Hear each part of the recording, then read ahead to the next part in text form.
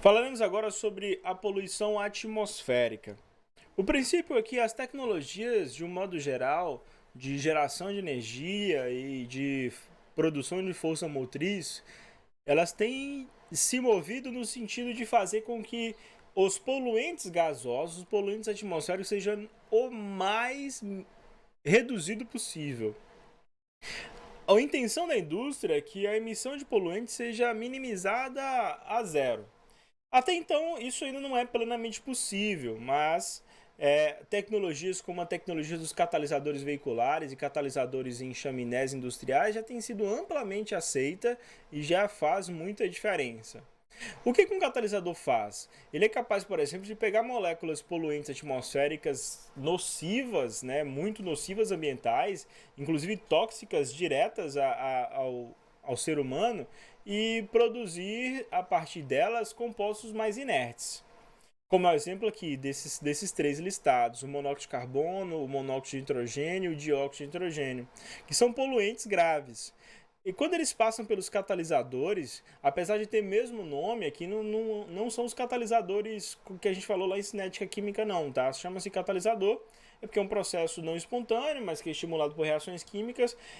Basicamente, aqui dentro é uma catálise no sentido de oxidação, né? De conversão de moléculas muito perigosas em moléculas mais inertes.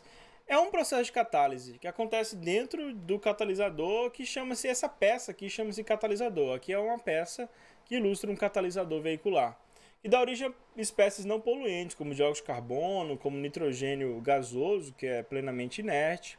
Essencialmente, daqui então vem os produtos da queima, o monóxido de carbono, o CO, o NOx, os gases oxidados de nitrogênio, os hidrocarbonetos que não foram plenamente queimados. Essas emissões são tóxicas, elas passam então pelo suporte cerâmico, né, essencialmente de óxido de alumínio, que contém metais ativos. Esse óxido de alumínio, esses metais ativos funcionam como um catalisador.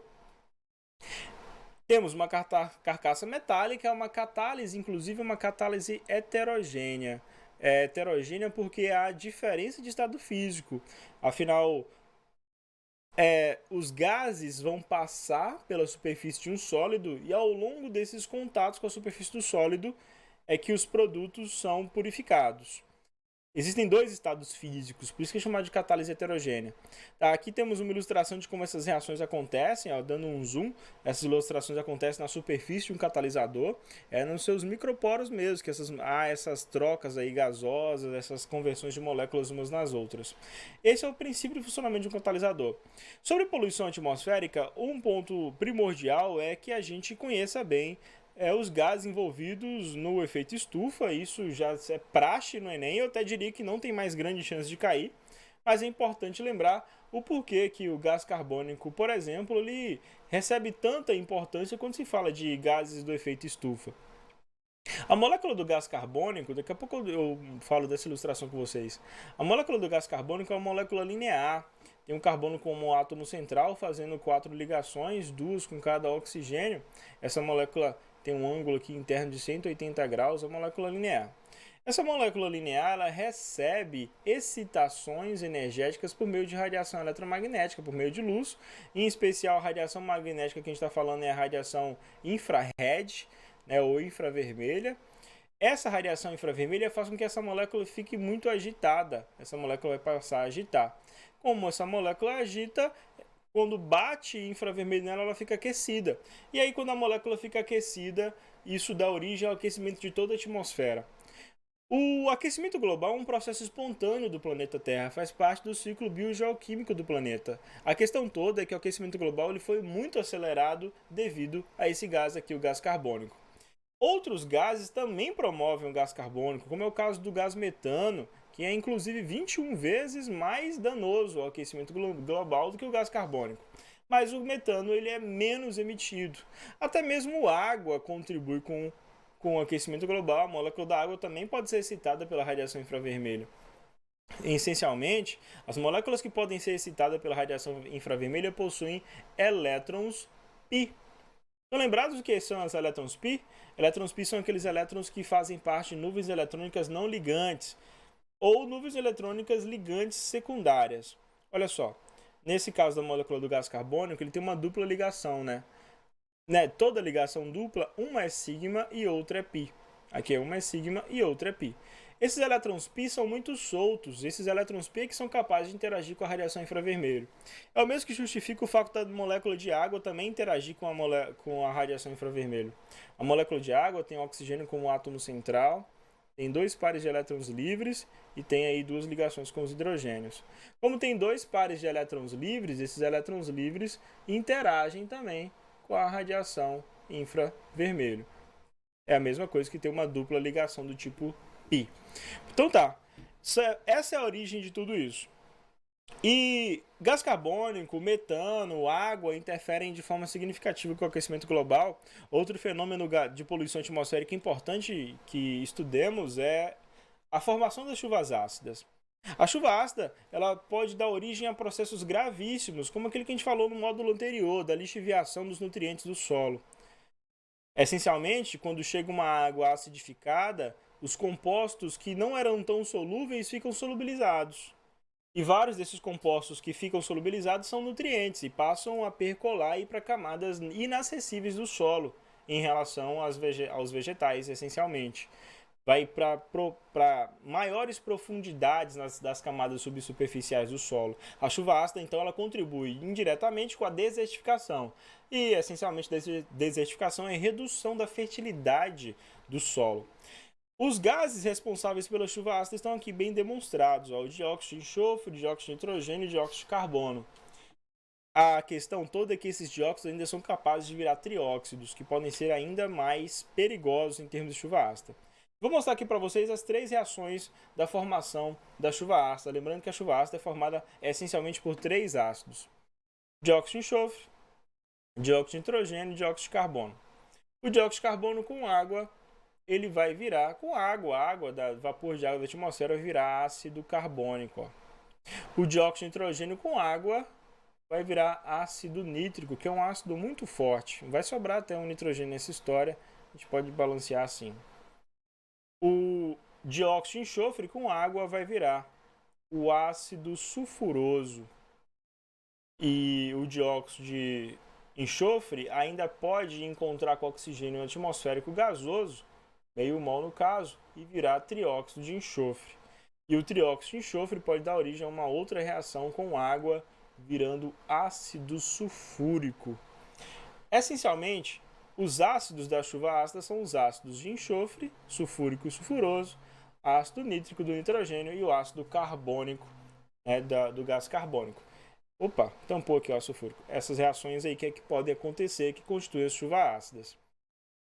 E você poderia estar pensando agora, putz, então a chuva ácida cai ácido nítrico, que é muito forte, cai ácido sulfúrico, que é muito forte. Sim, é verdade. Só que é importante lembrar que eles caem de uma forma muito diluídas. Eles são precipitados na forma de chuva de uma forma extremamente diluída.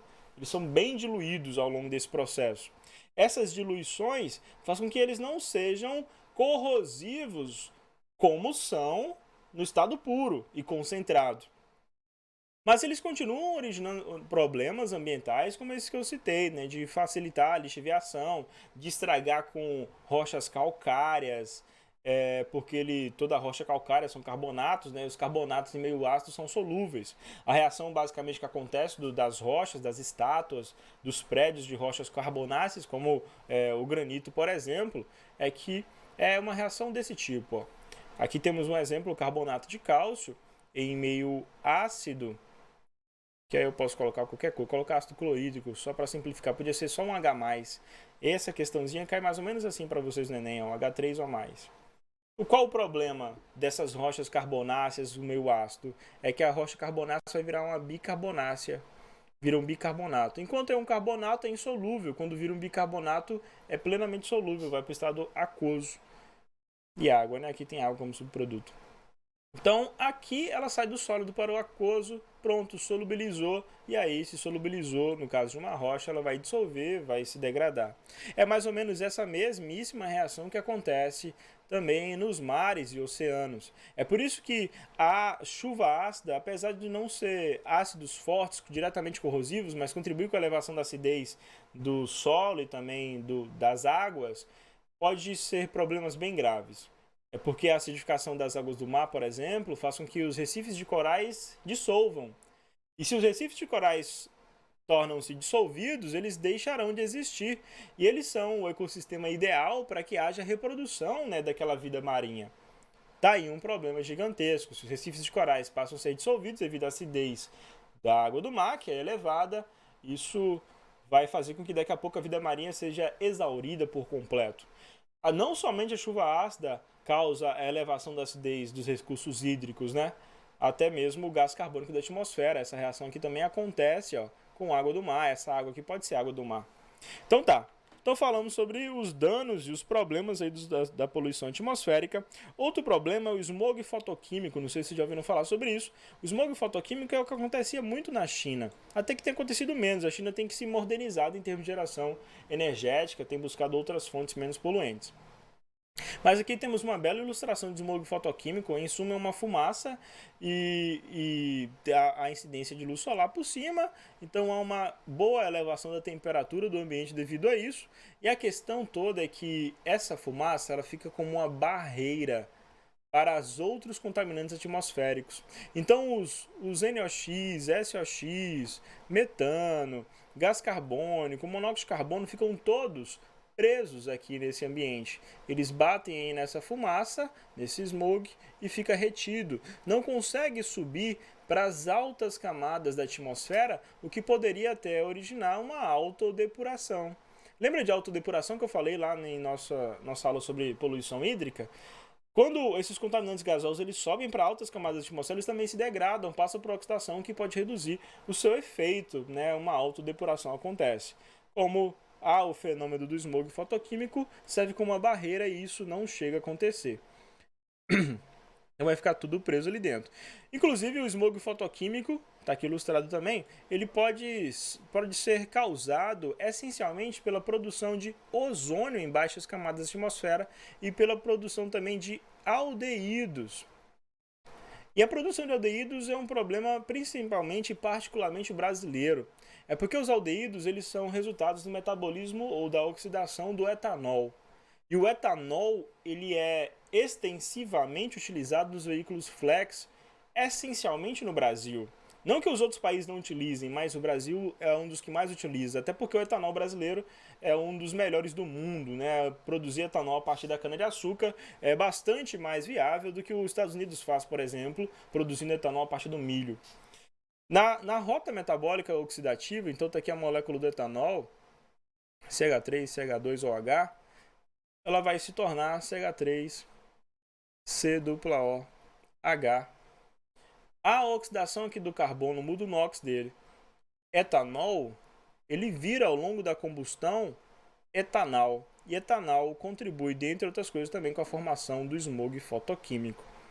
Outro ponto importante de ser levado em consideração é que há uma mudança de NOx, é um processo oxidativo. Em último caso, esse etanol depois vai virar ácido carboxílico, no caso vai virar o ácido etanóico e depois vai virar gás carbônico. Esse é o processo de mineralização.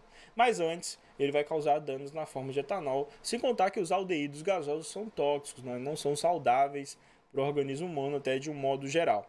Então tá, falamos sobre os principais contaminantes atmosféricos aí, as suas aplicações, as suas implicações e sobre os danos causados. Está na hora de a gente ver questões relacionadas a isso. Vamos fazer questões?